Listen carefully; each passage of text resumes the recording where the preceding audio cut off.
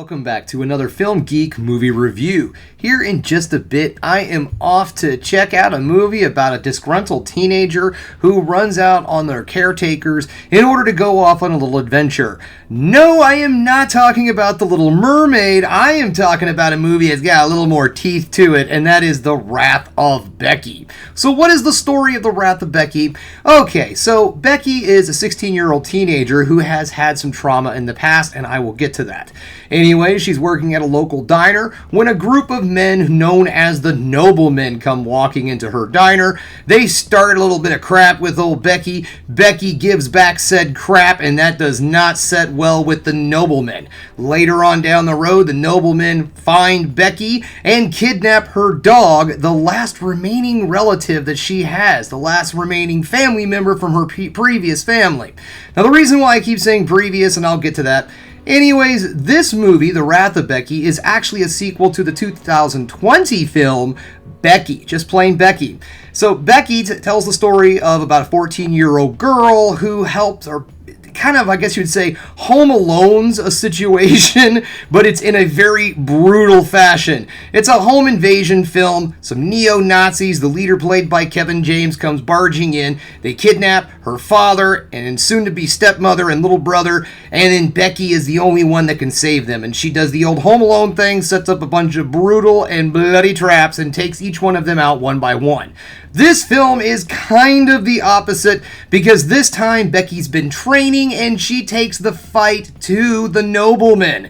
They kidnap her dog, and in John Wick fashion, she ain't having that shit and goes to find her dog.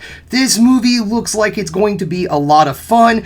Lulu Wilson is back playing our lead character. It's Becky, and you know what? As someone who has a sister named Becky, let's just say Becky's are not to be trifled with. Don't come after Becky's, okay? Becky's will mess you up, and this film is definitely proof of that. So enough of me yammering. I want to get out of here because it's time for me to go check out the new film, The Wrath of Becky.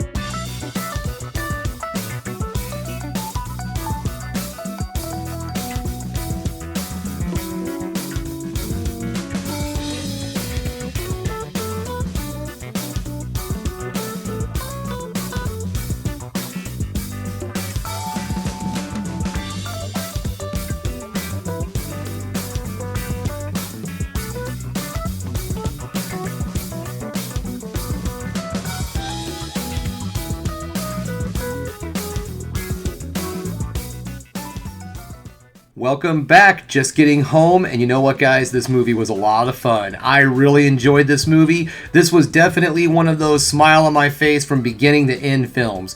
Okay, so let's get this started, shall we? Now, as I like to do, we're going to get things started with the negatives, and then we're going to end with the positives, so the video can end on the ever so important high note.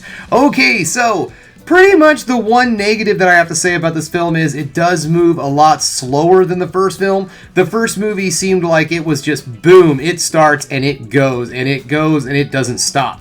This film, however, has a bit more of a story to it. It's definitely trying to develop an ongoing series out of this movie, and it does slow down just a teeny bit to tell a bit more story, do a little bit more character development, and things of that sort. It does not in any way, shape, or form ruin the movie whatsoever. It just does slow the pacing down just a little bit, so it's not nearly as action-packed as the first film. However, it still has plenty of great kills, and it's still a great time. This negative is literally a nitpick. It is not that bad. It's just that if you are a big fan of the first film and you are expecting an absolute slaughter fest, You're going to find it in this film, but you're not going to get to it nearly as quickly as you do in the first movie.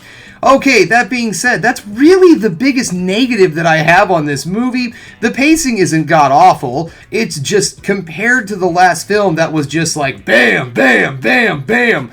This movie does move just a little bit slower, but not enough that it ruins it. Now, into the positives. The first thing I want to talk about is the performances. Lulu Wilson knocks it out of the ballpark once again as our hero, Becky. She is outstanding, and honestly, I'm going to say keep an eye on her because I see big things from her. Now, someone I didn't mention in the intro, and I don't know why I didn't, and that is Sean William Scott. He plays our big baddie in this film, and he does an outstanding job. This is something that I also liked about the first film. In the first movie, the big baddie was Kevin James, and in this one, it's Sean William Scott. Now, what I love about that is they've picked actors that aren't well known for playing these kind of just evil, sadistic monsters. They may have played some douchey, jerky characters in the past, but not to this level, not like straight up murderous psychopaths. And just like Kevin James, Sean William Scott does an excellent job in this film as our big baddie. He is definitely frightening and imposing. I don't think that he's necessarily a massive, like, big guy, but just the way he holds himself in this film, he looks like he is 9 foot tall and bulletproof. So excellent job, Sean William Scott. I don't know why I do that. I always say his name incorrectly. I almost have to say it twice every time. So, Sean William Scott, another person with 3 names, just to confuse me. But you did an excellent job in this film. I really enjoyed it, and I hope that this is getting you back in the film, because I don't think I've seen you in a while, so it's welcome back. It was a lot of fun to sit in a movie theater and see you back in a movie again. And great job. The story in this film is much deeper than our first movie. In the first film, like I said, it is a very straightforward murder fest. This one, they try to dive deeper into the weirdness of the world that Becky lives in, a little bit more of the society, what's going on in the outside world, blah, blah, blah. Just what's going on a little bit more, of adding a little bit more depth to it, which I really did enjoy. I don't think it hindered the series or the movie in any way, shape, or form. It adds a lot more depth, much more character, much more story in this film, and I really enjoyed it. The practical effects also are definitely on point. There are plenty of excellent kills in this film, and everything looks very good. If there was CGI used, it's not that noticeable. The practical effects are outstanding. There is some really inventive and fun kills in this movie, guys, and the practical effects make them that much bloodier, gorier, and gooier. So if that's your kind of thing, you are definitely going to enjoy this movie. So guys, this film for me is a definite win. I enjoyed this movie. I think that if you are a fan of the action horror genre, this is definitely up your alley. One more thing too, if you have not seen the first film, Becky, and you really want to see this movie, you won't be too confused. The very beginning of the film, they explain pretty much the entire plot of the film Becky. I did the same thing too in the intro. The film is very straightforward, right to the point. It is a home invasion film, and Becky survives. So you really don't need to see the first film, but I do advise it. It is on Paramount Plus right now, but I do believe you have to have the Showtime membership on Paramount Plus in order to watch it.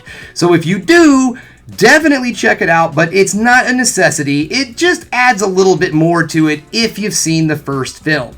And yes, guys, not necessarily a spoiler, but it does set up for another film. I'm hoping that we get another film because I want to see what happens next in the world of Becky. And just a reminder, guys, don't mess with Becky's. Alright, well that's all I have for you today. Thanks again for checking out the Film Geek. Oh, sorry. This is a solid see it in theaters. Maybe you've already seen Little Mermaid. This is your chance to go see a grown-up movie. Go out, see it.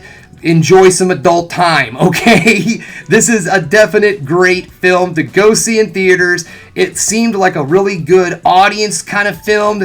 There were some other folks in there with us. They were having a great time, and it's always a movie like this is so much more fun to see with the group. So get out there, check this film out. It's showing right now, The Wrath of Becky. That's all I have for you today, guys. Thanks again for checking out the Film Geek. If you liked what you saw here today, go ahead and subscribe to the channel, ring that bell for notifications, and give me the old thumbs up if you like what you're seeing. And if there's one more thing you can do, folks, that is keep watching movies. You know I'm gonna.